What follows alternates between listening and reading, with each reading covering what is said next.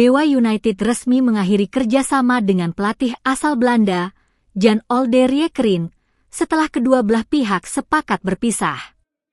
Keputusan tersebut mengakhiri perjalanan 4 musim Jan bersama Dewa United.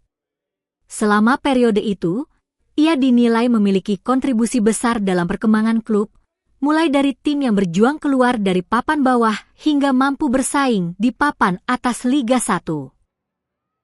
Presiden Dewa United Banten FC, Ardian Satyanegara, menyampaikan apresiasi atas dedikasi Jan selama menangani Banten Warriors. Coach Jan datang ketika kami masih berada di tahap awal membangun klub. Dalam 4 musim, beliau membantu kami bertumbuh sedikit demi sedikit, kata Ardian dalam rilis yang diterima Antara, Sabtu. Ardian menilai Jan memiliki peran penting dalam membangun fondasi permainan dan mental kompetitif Dewa United. Di bawah arahannya, Dewa United mampu menunjukkan progres signifikan dari musim ke musim. Pada musim pertamanya bersama Jan-Olde, Dewa United menutup kompetisi Liga 1 di peringkat ke-17. Setahun kemudian, performa Banten Warriors meningkat tajam dengan finish di posisi kelima. Puncaknya terjadi pada musim 2024-2025, ketika Dewa United mencatat sejarah dengan finish sebagai runner-up Liga 1. Capaian itu menjadi salah satu tonggak penting dalam perjalanan klub. Jan juga membawa Dewa United merasakan atmosfer kompetisi Asia saat tampil di AFC Challenge League 2025.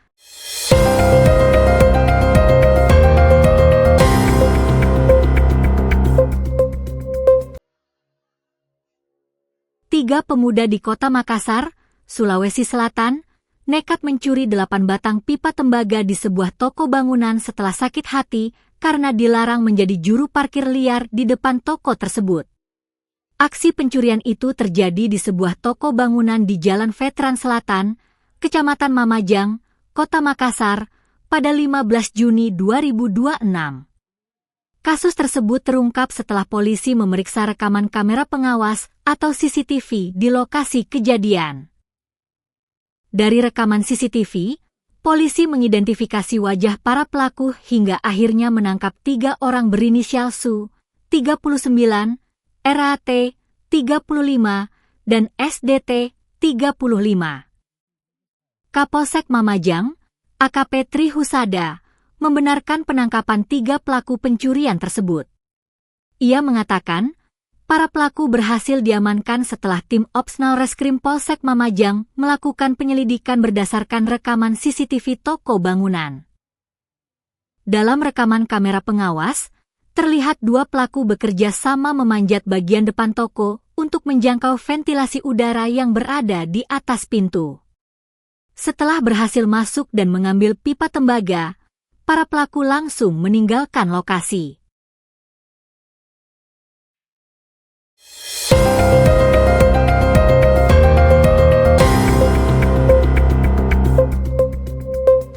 Penjual es kelapa muda yang sebelumnya berjualan di kawasan Benteng Rotterdam kini telah menempati lokasi baru di depan Pasar Kampung Baru, Jalan Weyer Supratman, tepat di samping kantor pos besar.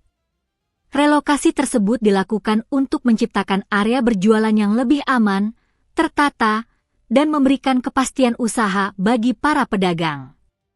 Kepala Pasar Kampung Baru, Ilham Adam, mengatakan pihaknya menyambut baik kehadiran para pedagang di lokasi baru.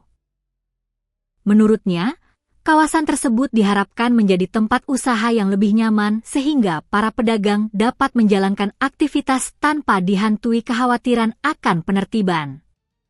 Kami sangat senang menerima para pedagang di sini.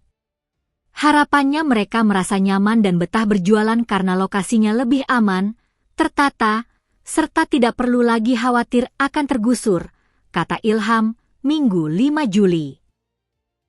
Ia menjelaskan, relokasi tidak hanya memberikan kepastian bagi pedagang, tetapi juga menambah ragam kuliner yang tersedia di kawasan Pasar Kampung Baru. Kehadiran penjual es kelapa muda dinilai dapat meningkatkan daya tarik kawasan sekaligus memberi lebih banyak pilihan bagi masyarakat yang datang berbelanja.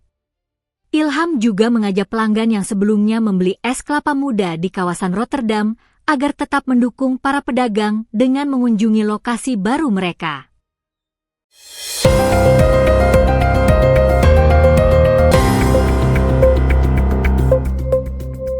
Tunggal putra Indonesia, Fardan Rainanda Joe, menutup perjuangannya di kejuaraan Asia Junior 2026 dengan meraih medali perak. Fardan harus puas menjadi runner-up setelah kalah dari wakil Cina, Hong Tianyu, pada laga final yang berlangsung di Yatsushiro City General Gymnasium, Jepang, Minggu 5 Juli.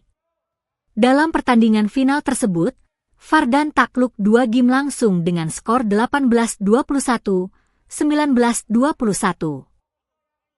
Meski kalah, pertandingan berjalan ketat sejak awal karena Fardan mampu memberikan perlawanan hingga poin-poin akhir di kedua game.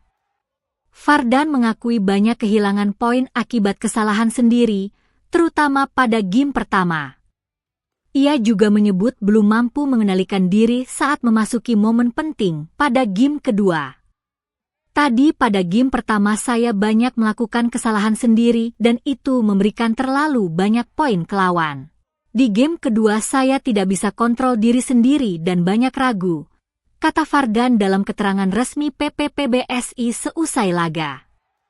Menurut Fardan, Hong Tianyu tampil agresif dengan permainan cepat di area depan. Pola permainan tersebut membuatnya kesulitan mengembangkan strategi, terutama saat laga memasuki fase krusial.